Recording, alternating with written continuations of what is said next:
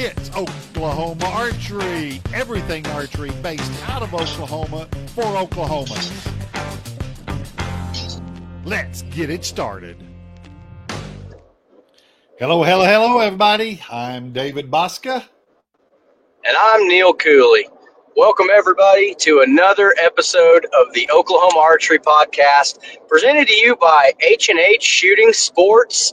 It is the home of Triple C Archery. It's where Neil and Dave first started flinging arrows together, and it's probably the next place you might run into us if you want to shoot some indoor. So I know we're in the middle of 3D season right now, but Dave's still in indoor mode.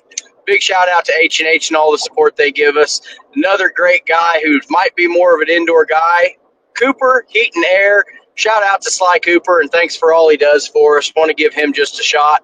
While it's getting hot, fix it before it breaks. For all your heating and air needs, give old Sly Cooper a call and stop him from practicing 3D because he's going to beat me, and I can't take that anymore because he does so much of it during indoor, and I need to have a little time to shine in the world, you know.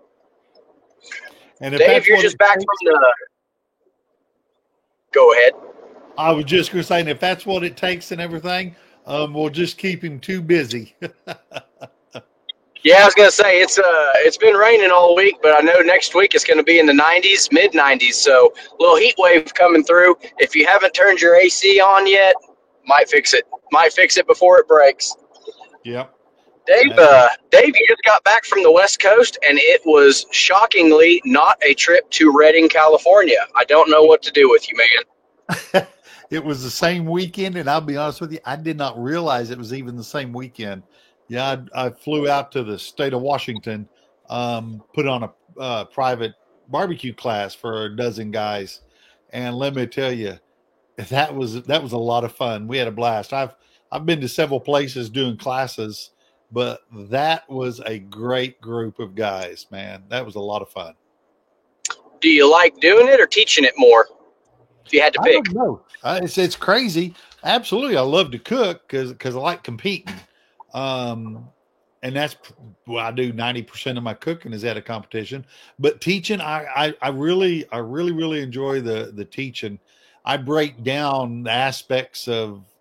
Well, I'm going to make this a sales pitch, but yeah, I break it all the way down to the science of the barbecue, of the meat, how it accepts meat, what happens during the cook cycle within the muscle fibers and the cell structures.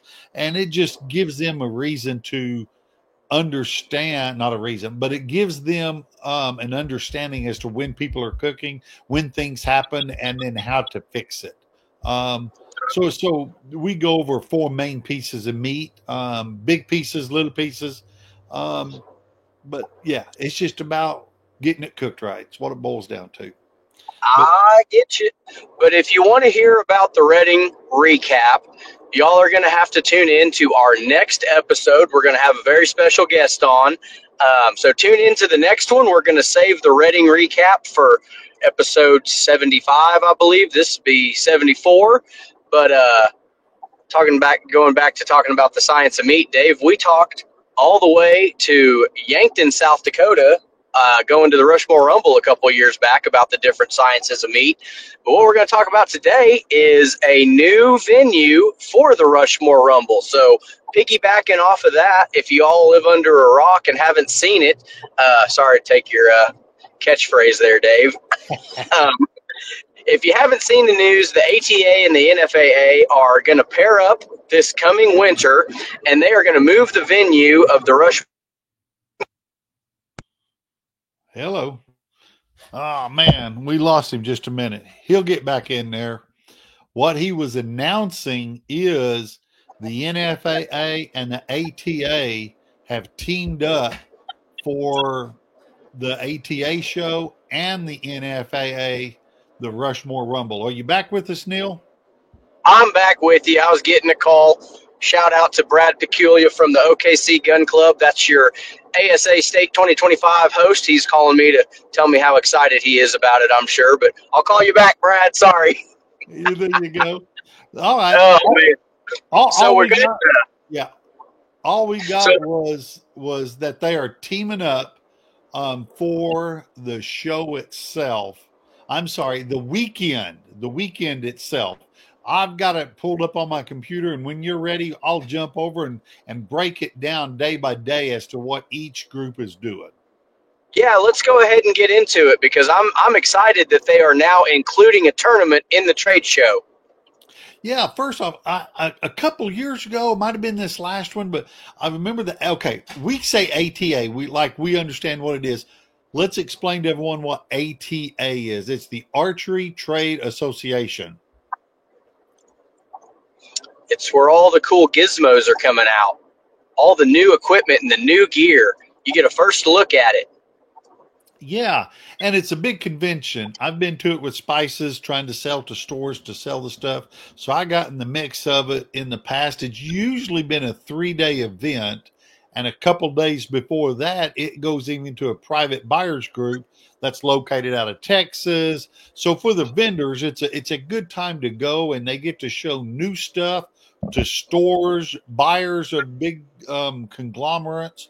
They get to release the new stuff. They get to show the old stuff that might be repackaged into new looking stuff. And it's for new dealers. And the Archery Trade Association, that's what they bring to it, is just that.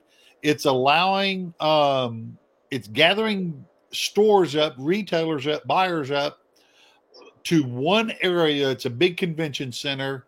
There's banquets, there's free giveaways. They go over what they give to the stores or offer to the stores for being part of the association. So the ATA is an organization that organizes all that for retail stores, kind of like a co-op type thing, except for you don't get an allowance being a part of it. You just get to come to the buying show. So, and the NFAA, that's the National Field Archery Association. They're the ones who put on the Vegas shoot. They're the ones who put on the indoor nationals, all the field shooting, the Reading shoot you just talked about. So they are a national organization, and every year, well, the last 4, 5, 6 years, they've always hosted one in the wintertime called the Rushmore Rumble. I think it got kicked off that first winter after the COVID world. Yep. And it's a unique shoot. It is 2 tournaments, 2 different style tournaments, and your total points are combined for an overall grand champion. Yep. They got classes, so if you're interested in your particular class, they should have a class for you. Everybody has seen the red, the blue, and the yellow Vegas face.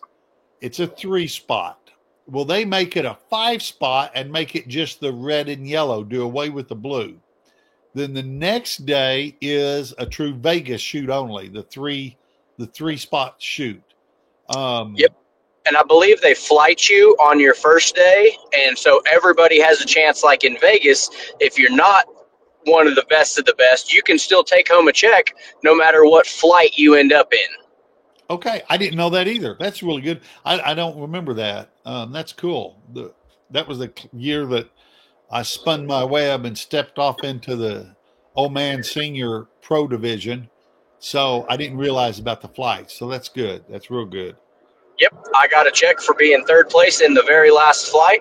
I was down there with the guy that shot the wrong target. I was down there with the guy that dry fired his bow not once but twice on the line, and a bunch of other people that had decided they would call the weekend what we call a moral victory. Yeah, buddy. I left my bow in the car, and about 30 degrees below zero temperature. Brought it in there the next day and just decided to let it warm up for an hour before I even decided to pull it back. Had a dot on it, not a light. A light would have been dead. But I brought 2 bows up there that year, and that was probably not the best idea I'd ever had.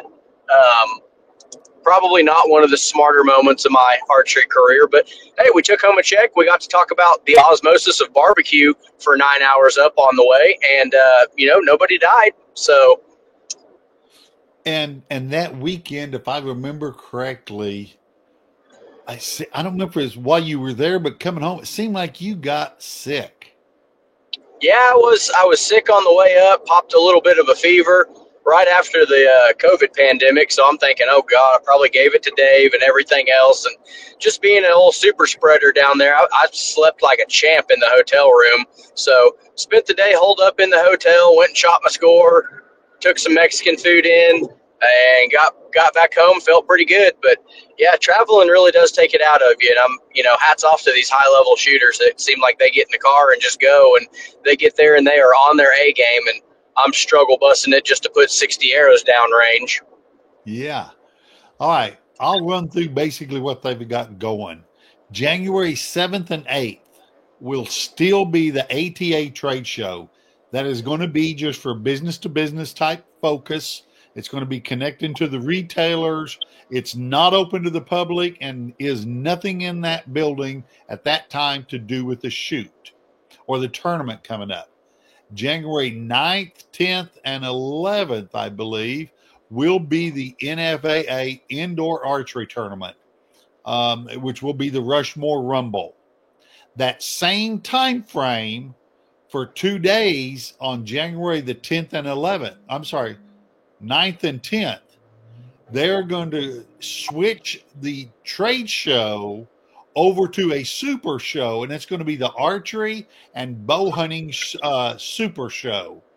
That's the 9th and 10th. And what that means is these vendors, they're already in place. So they're going to get 2 bangs for their buck. They're going to be able to have the private show for the shops and then open up. If they've got to change, they can change. They can do whatever.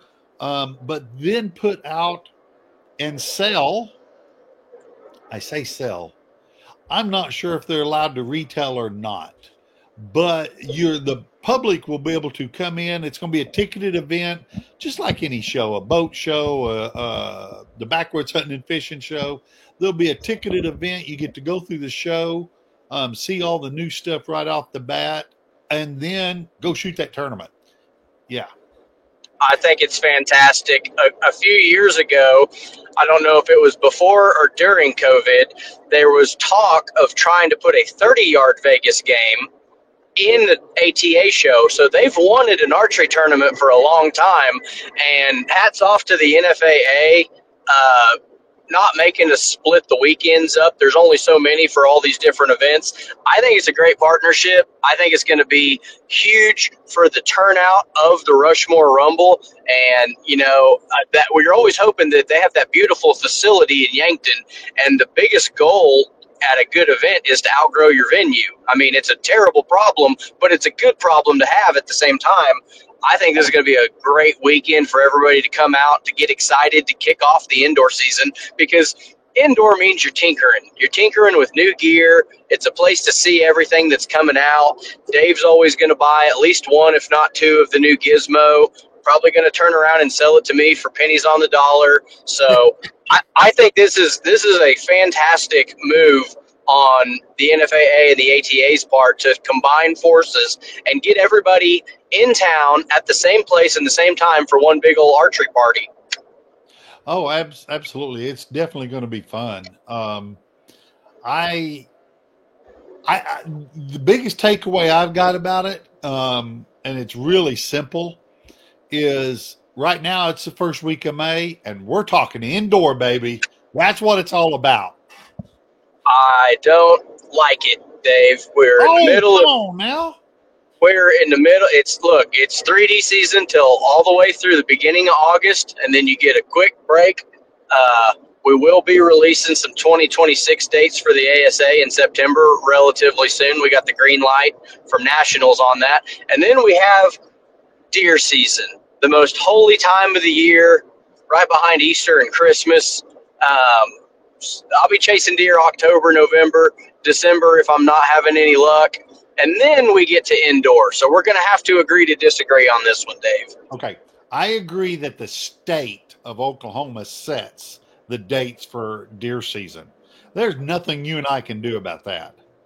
But now the dates for indoor season, the dates for 3D season, we've got control on, and I'm calling it indoor season right now. Fair enough.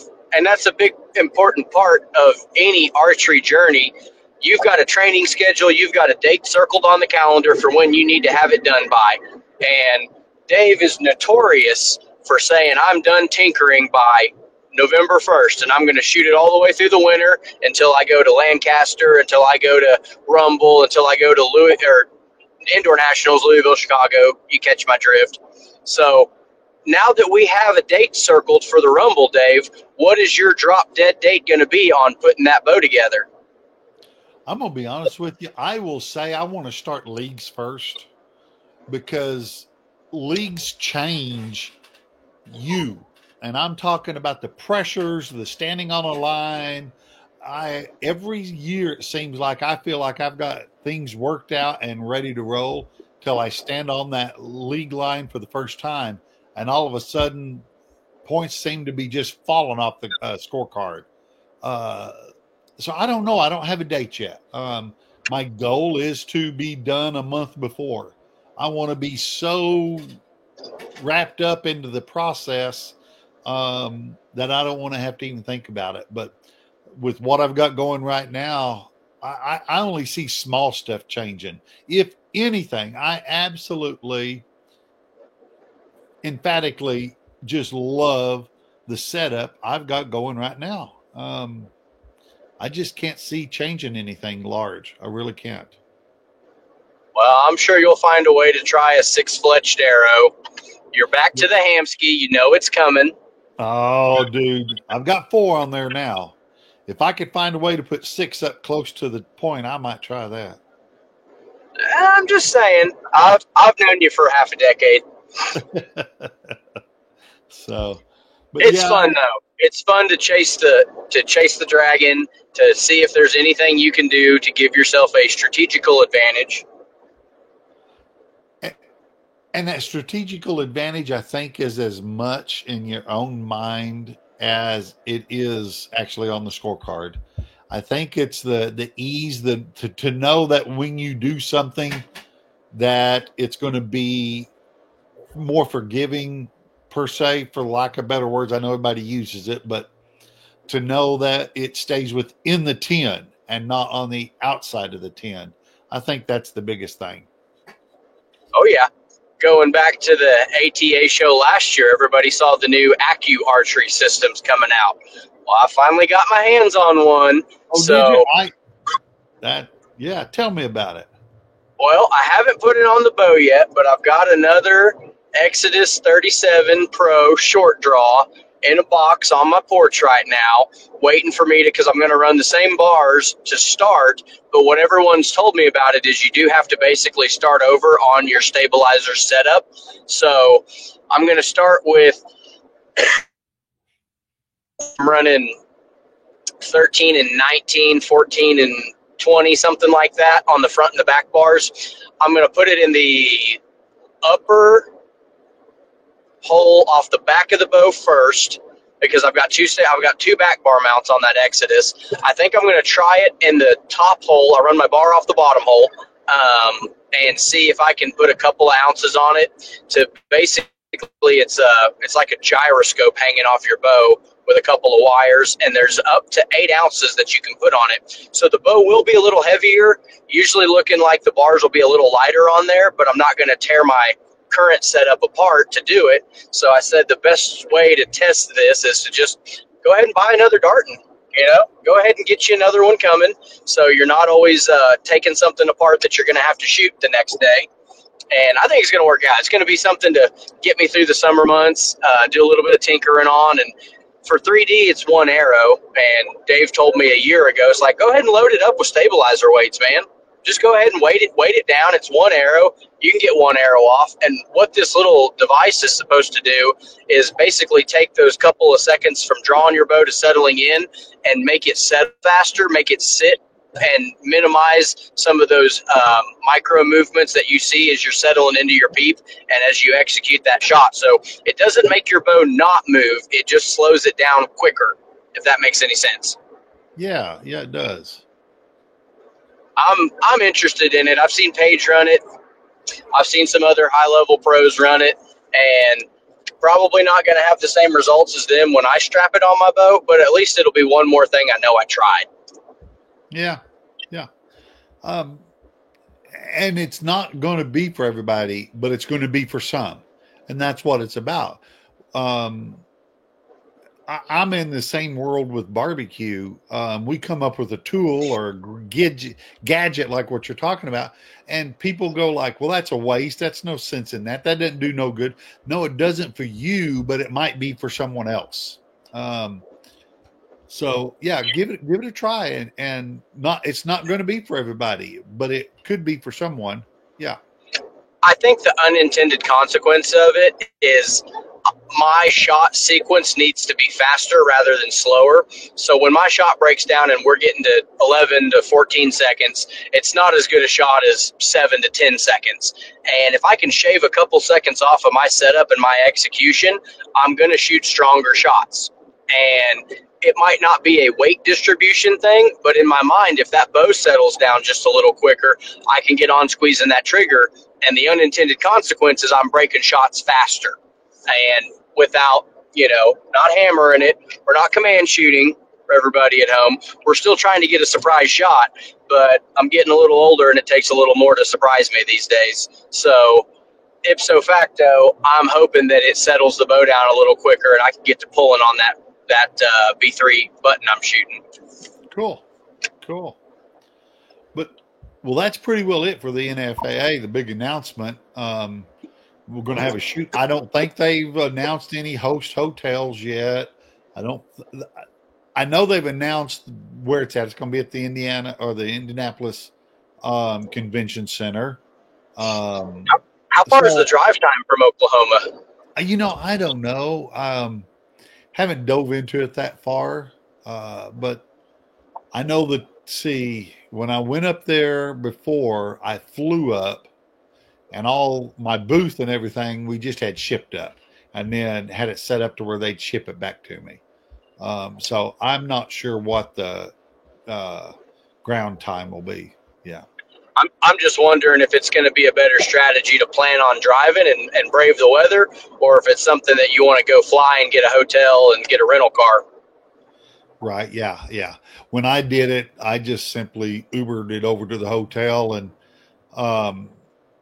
that guy, because I was set up for the next day or the 3 days later, I had it set up with him. I told him what time I flew out, and he said, what time you want to leave? He said, I'll be at your hotel waiting on you. And yeah, I put it into their little app, and he accepted it immediately and had the time set up. So I never even rented a car. I saved a few $100s there, because basically a rental car for an event like that, you pull into a garage, and we walked 3 blocks on the city on the sidewalks straight up to the convention center and walked 3 blocks back, because there's no sense in trying to park at both spots for just a 3-block walk. So, well, I'm gonna put it out there now on the record. I'm going. I think I can get into the trade show portion of it.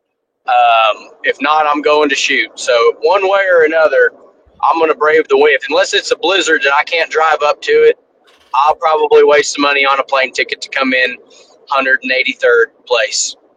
Well, I'm that's definitely my radar now. I will absolutely try and roll up there and go to it. So hey, time will tell. But yeah, if I roll to it, we'll pack your bow with us and throw it in the back and go. Save you from having to worry about checking your archery equipment. At least you know it'll make it. I say, they have a good thing going when Rick Gilly in the middle of 3D season's already talking about indoor. Yeah, Rick Gilly will be the first one to tell you. He's like, I don't care for indoor. It's just something to shoot until, outdoor season rolls around. And, he's already planning on going that. Now that might be the Darton difference. That might be that he's liking that Sequel 35 real well and he's excited about it. But yeah, if Gilly's talking about indoor in May the year before, you got something good cooking up there. Yeah, when I chatted with him, he was shooting 100 yards. He said it was pounding. He was getting ready. Yeah. I believe it. Usually when Rick's shooting 100 yards in preparation for Indiana, we're going to Wabash and shooting 3D targets outdoors. But I guess he can shoot 100 yards and practice for indoor. Yep. Method to the madness, man. Well, we'll give you 3 minutes on this podcast. Let's talk about ASA. Man, we are going to be this coming weekend. We are going to Woodward Archers.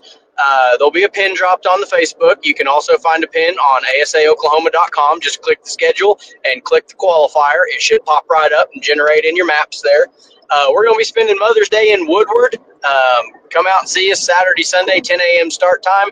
Bring your mom, bring your wife. You know, archery's a family sport, so don't neglect your family duties, but bring them out. We want to see everybody out there for their first ASA qualifier. And, man, this past weekend we had us a little Four Corners shootout. We had 2 qualifiers right next door to each other in Nowata and Chelsea, and we basically just called it the Oklahoma Am-Am. So for everybody that's going in 2 weeks to Paris, this was kind of the Oklahoma version of that. You shoot 2 rounds, and our scores over 40 targets, we determine the winners. The only difference is we didn't do belt buckles for it. We did a $1,000 cash drawing from our good buddies at Shot 3D Experience. So out of 44 classes in the ASA, we had 31 classes represented with a winner. So somebody showed up and shot both ranges, both Big Creek 3D and Shot 3DX in Chelsea, their home range there. It used to be called Odd Vein Out. They've changed it to Shot 3DX for the ASA paperwork purposes. Big thanks to everybody that came out. We had a great turnout from Kansas, had a couple guys come down from Arkansas and Missouri, and out of 31 winners, we drew Quinn Rogers was our $1,000 winner. He shoots out of G2 in Ardmore. Great shooter. He shot 20 up on one range and 22 up on another range from the K40 stake, the red stake there. So they cut him a check for $1,000, and we had us a team shoot at the end, and that was a lot of fun, Dave. I was going to try to live stream it, but there was just so much going on that I couldn't possibly get my phone out and hold up the scorecards and call arrows and pull arrows. So it's one of those things where if you weren't there, you had to be there to see it.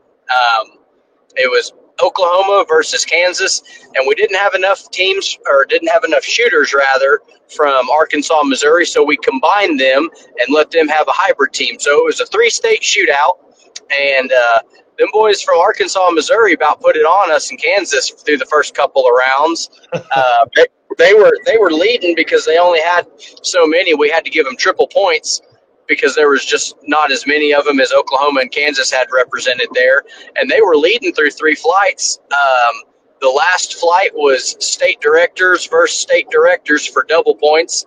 And old Brad Bollinger from Kansas in the senior pins division just about ruined the whole thing, man. He came out and shot 12-12. We'd had a 3-point lead. I shot a IBO and then I shot a lower, so we were down on the last arrow. Needed a bonus ring to win. Had a 31-yard deer with an arrow right at the bottom of the upper, and I didn't call an upper all weekend long. I don't shoot at them. I don't care for shooting uppers. I like to shoot lowers as far as ASA goes, and man, we just pulled up there on the upper and landed an arrow right in it. So it was down to the last arrow. It had to be either a 12 or a 14. It didn't matter which, and just kind of decided I could see the 10 ring a little better than that 14 out there, and I said that's going to be a better play, and found the bottom of it. Nice. Man, it was. I've never had to shoot an arrow under pressure quite like that. So it was a learning experience on my end, and shout out to Kansas, man. They showed up with some great shooters. I think they had 17 or 18 of them stick around all the way through Sunday just to do this shoot down. And, you know, we gave a couple bows away to our winners, and it was a fantastic weekend. Everyone seemed like they had a lot of questions going into it, but it's real simple. It's just 2 qualifiers, and they're about 25 minutes apart from each other. So drive once and shoot twice. And we had, I think, 98 at one and 115 at the other. So just about triple digits at both qualifiers. One of them was their first ASA they'd ever had, and they were pretty tickled with the turnout, and everybody loved both courses. They had brand new Delta McKenzie's, had good quality, had brand new cores in them, and they both set really good ranges. It was tough. I had some uphill, some downhill, some in the dark, had some in the light, had some in the open, and most of it was, beautiful weather, all in the trees. And we had, 220, 225 cards turned in. So that's good turnout in the middle of May when you're dodging tornadoes and had nothing but rain for 2 weeks straight. Yeah, how am I on time? Was that 3 minutes or not? Hey, you set the rules, we break them. Well, it was a good thing. I heard a lot of good feedback on getting to shoot 2 rounds is the biggest takeaway from that, because the ASA, you drive all over Oklahoma and you just get 20 arrows and then you drive home. And it's like, man, I just want to do more shooting. And we've done a lot of team shoots afterwards. And, you can always come shoot another fun round afterwards, but it's just better to shoot more. It reminds me more of indoor. And we're trying to make this sport as Dave-friendly as possible to get everybody that likes shooting their bow to come out and come have a good time with us. See, I'd planned on coming to that shoot and everything, but I had to go out east or west. Yeah. Well, I'm still working on nationals to give us a senior men's known 30-yard class for you. Pro. Senior men's known pro, 30-yard known. Senior men's known pro 30. Yeah, that'll be it. I don't think there's enough room on the top of a scorecard for all that. To be in a big enough, bold font that us senior men can read it. Yeah, something like that. I mean, you don't want in the master senior division up there shooting against Gilly. No, I didn't say that. No. You got a few years before you get there. That's the 70 and up class, but he'll take your money. Yeah, and no doubt about that. I say it's about time to get Rick back on the podcast. We need him about 2 to 3 times a year. Oh yeah, he'd blast. Yeah, absolutely. Well, but yeah, that's the ASA. We're going to Woodward on Mother's Day weekend, and then we got the old Red River shootout down in Paris, down there in Texas after that. So we'll see how that shakes out. I know everybody's been trying to push the numbers up on that one, so go ahead and pre-register if you want to pre-register for that Paris AMAM. That paperwork in online form is circulating around the internet, both on Oklahoma ASA, Texas ASA. You can find Tara Timmerman's posts about it and go get registered for it. We want you to come hang out, and if you want to stick around Saturday, we might need you for the team shootout. So always like to see a lot of Oklahomas there. Arkansas's got a big turnout. Texas is always big. So come represent our state. Come shoot a good score and win you. I don't know if they say is it GIST or GIST belt buckle. I don't know how to pronounce. I think it's GIST. Is that a brand? Yeah, it's a custom silversmith belt buckle. Okay. I've never been close to winning it, so I'll worry about how to pronounce it after I'll win one. But we are going to go for anybody on the 16th.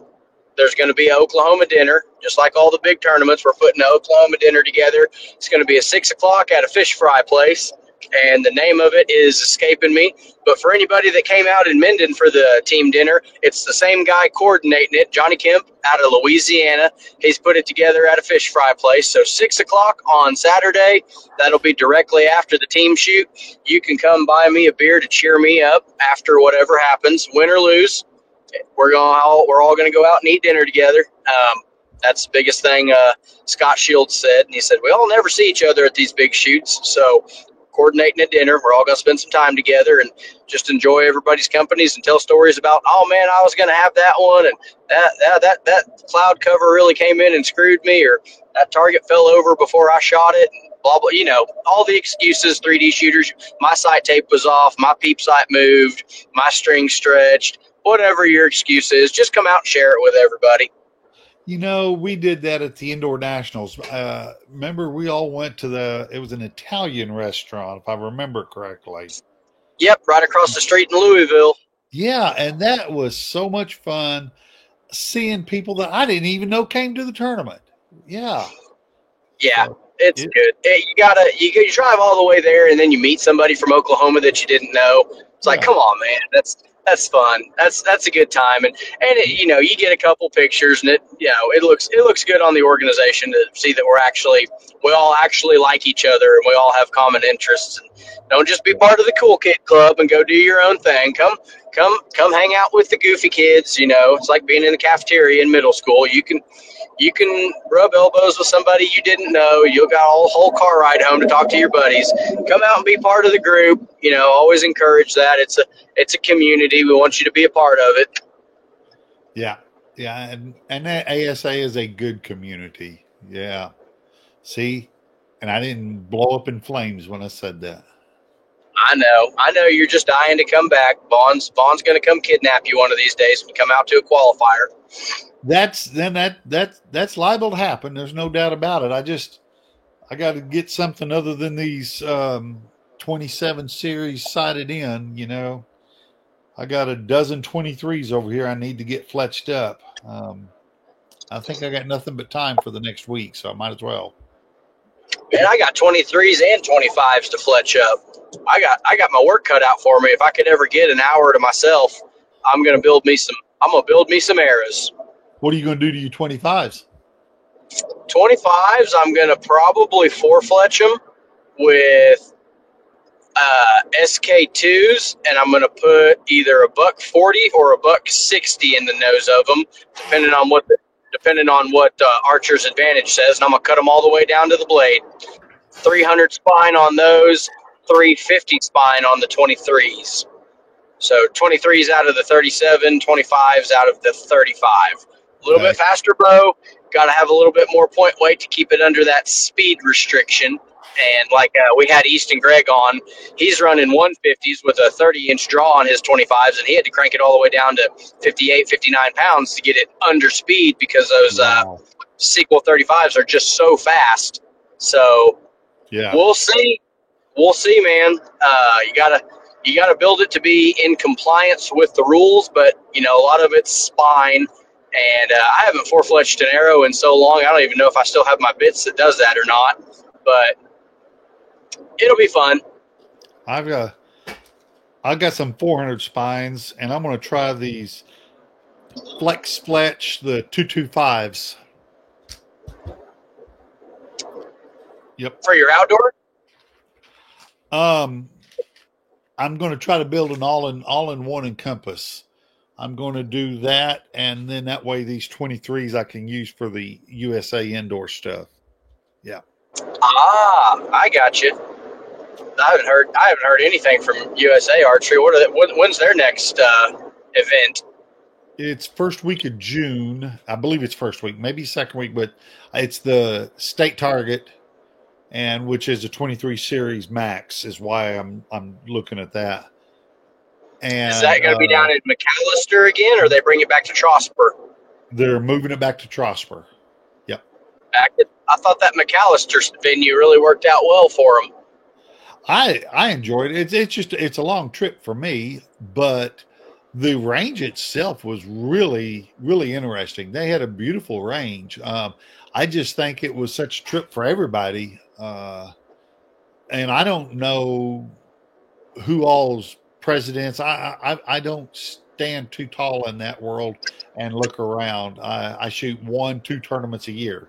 That's it. So I don't know much of the monthly operations of how it's done in the state. So I can't comment, know what's going on. I go and shoot. Yeah.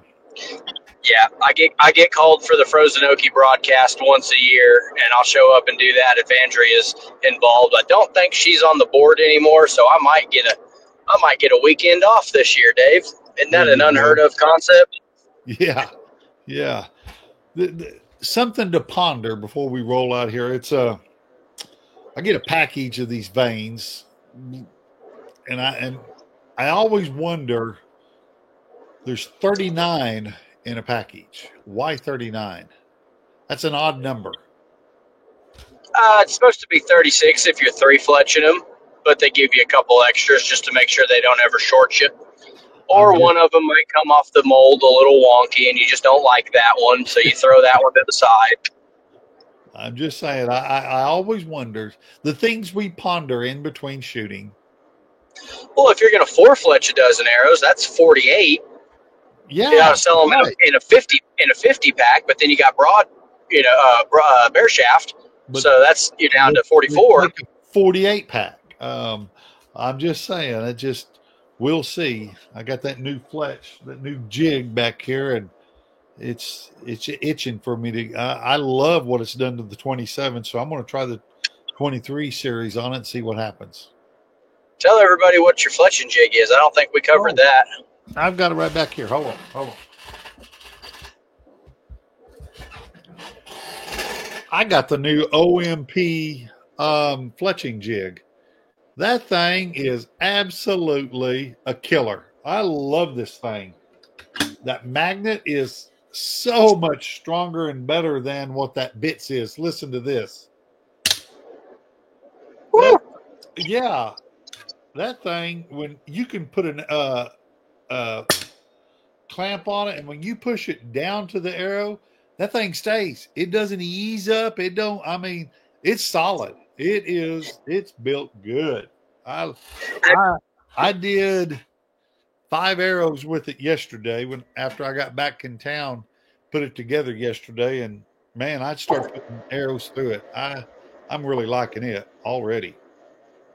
Is there any contact, like on everybody's always seen the Bitzenberger clamps that you've had to cut down, or some people have had to cut a little bit off of them to stop it from hitting down the arrow shaft? Is there any issue on the OMP with those, or is it pretty clean as far as contact? I've done 4-inch on my 27s is all I've played with. I haven't done a short one yet. So my vane was going up on the clamp anyway. But it was fine for what I did. I mean, they were, pardon me, they was great all the way through. So I haven't done a short one to make it see what it does, but I can't imagine it being that way. Yeah. There you go. So Neil's learning to strip arrows, and Dave's found a new way to glue them back on. Tell you what, put us together, we'd be a pretty good production line. Yeah, and what's sad is I got 2 or 3 of the bits. I'm not sure what I'm going to do with them. So yeah, time will tell. I keep one for skinnies, one for fats, one for 3 fletch, and one for 4 fletch. So if you do all those configurations, you need about 9 of them sitting there. I always get one, and I'll set it up, and like this one, this is set up. Man, I love the ease of the making it, the offset, finding the center, and I'm going to put the short ones on there and see if the center still remains the same. But I'm the world's worst as when I get something set up like that. Yeah, I'm like you. I don't want to change it. I don't want it to go to another arrow and have to tweak it because you just can't seem to find it again. So I can see me setting this one up, getting a second one, and let that be my everything arrow, my tester. If I want to try a different configuration on a vane, I'll test on that one. And if I like it, then that becomes the main one. And then the tester falls back to this one because I'm changing it. Yeah. Yeah, because there is a little difference between a 23 and a 27. I used to think of it as skinny arrows and line busters, but there's quite a bit of diameter difference between a 27 and a 23. So you all have really got to check on some of those that you're getting a good seating on that vane, because if you can get your fingernail under it, it's coming off. I don't care what glue you use. I don't care what primer you use. If you can get a fingernail underneath it, it ain't gonna be there long. Yeah, this thing for offset, it is. You loosen up this knob, and this lifts up gently, and then there's a diagram right there. I got it at pull it back over 2 degree. I got it at 2 degree offset, and all you do is loosen this up, put it back to 0, and now it's straight. The only thing that might change going from the fats to the skinnies will be this knob right here. That's what moves this whole jig in and out, and that's how you find the center of your shaft. I don't know if the 23s, if I got it close enough to where the 23s and 27s will remain the same. I don't know. But that's going to be the one, and it's got a graph here on this backside that I can put it right back where it is. But I'm sorry, it's a slide. Not everything is identical when you move something. Like those bits, you had the two knobs, and man, that configuration is always, to me, was way off. Once you got it someplace, lock it down and don't look at it. But this one, you need to get on your bits. You need to get the stickers that Reese Precision makes. There's one for each side of it to show you where your offset is, so you have a point of reference. It's Hazel Torres is his name. He's on my Facebook friend list. He is the guy that does the roller needles for the XPs before they had roller needles on them. He 3D prints all kinds of useful stuff for your bows, bow stands, you name it. But he makes a sticker that goes on your bits that is a degree measurement for how far over either your offset or your helical is sitting. See, that would be handy. That really would now. But I got this. Yeah. I tried a couple of the other we'll get you high-end tools, and I wasn't a fan of it. But this one, boy, I tell you what, I'm liking it right off. Well, maybe Santa will be good to me and drop me one off under the tree this year. Or maybe I'll pick one up at the ATA. You never know. That's right. I do like a good orange accent hanging around. It is my color. Yeah. Well, we talked about the new bows. We talked about Dave's indoor, what you call it? Say addiction. Say his little indoor problem. Yeah. Affliction, something like that. You know where the next ASA is? You know where the next first big indoor shoot of the year is?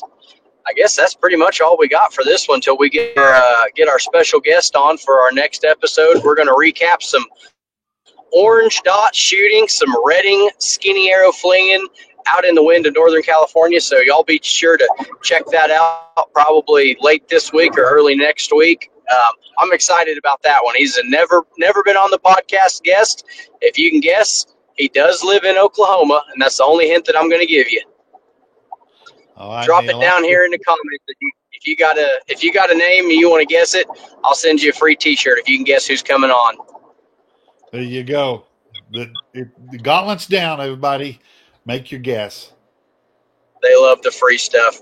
All right, Dave. I think that's all we got, man. You bet. Sounds good, everybody. Have a great day, and we'll see you on the line. Go shoot your bow.